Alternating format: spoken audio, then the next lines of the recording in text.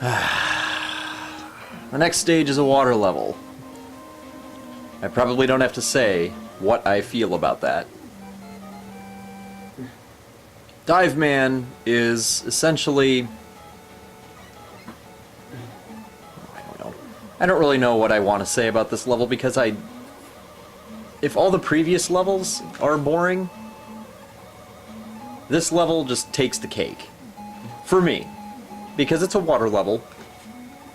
But somehow I found Bubble Man's stage more enthralling. And given how absolutely ludicrous a boss named Bubble Man really is in principle, he ended up being so much cooler than Dive Man. It's just nice when you don't have to stay here. You know, they do the usual thing that this game seems to do and try to mix it up with some inane bullshit instead of actually making it a good level. And I really get the feeling that this was... I don't want to say redheaded stepchild, that's just been beaten to death. But what else can you call it? This is the bastard child of all the bad ideas. Maybe that's what happened. All the shit that got rejected from the previous games to make them good was just sitting there, and one day somebody said, "Oh dude, we could throw that shit together and make a game and make money." And this is one of the end products. Unfortunately, it's also a level that contains me being a little more bull-headed than I really should be. I'm one of those people that likes to take it to the edge. At least when it comes to gaming. So I do everything in my power not to die and just continue again.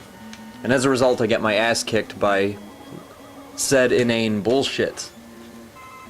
In this case, a bunch of really retarded little stingray-looking guys who just kind of cruise through the water.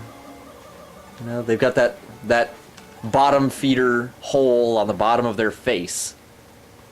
You can guess what they do with it.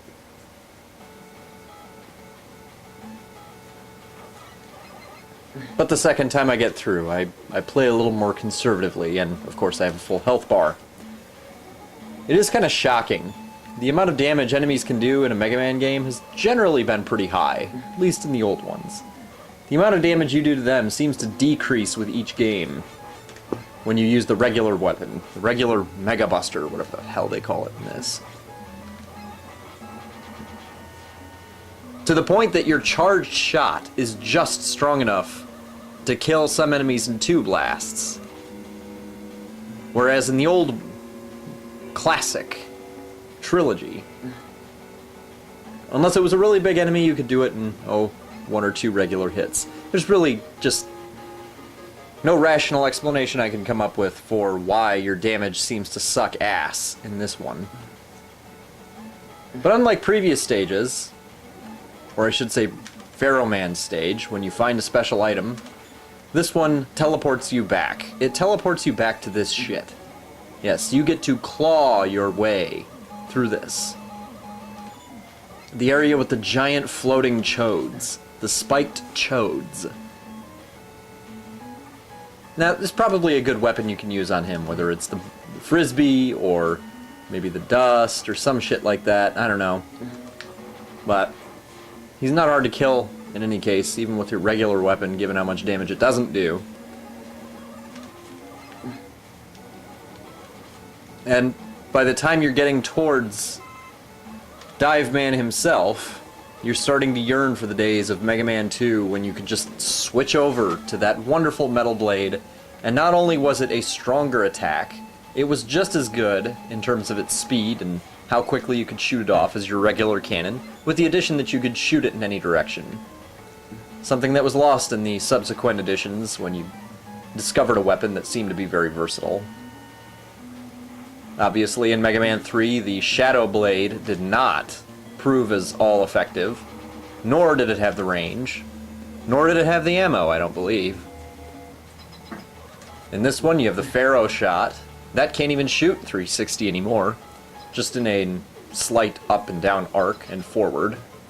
I suppose you should be thankful that they at least let you shoot it forward. Now, Dive Man's a little tricky. Your shield serves two functions. One, you have to be very close to him when you hit him with it. And two, it protects you from his little sperm shots, whatever the hell they are. He's trying to impregnate you with a full body piece of swimming DNA. And he's very good at it. The Skull Shield is not the most efficient way of dealing with Dive Man, who represents the Union of Lifeguards. But with a little bit of timing, it will work.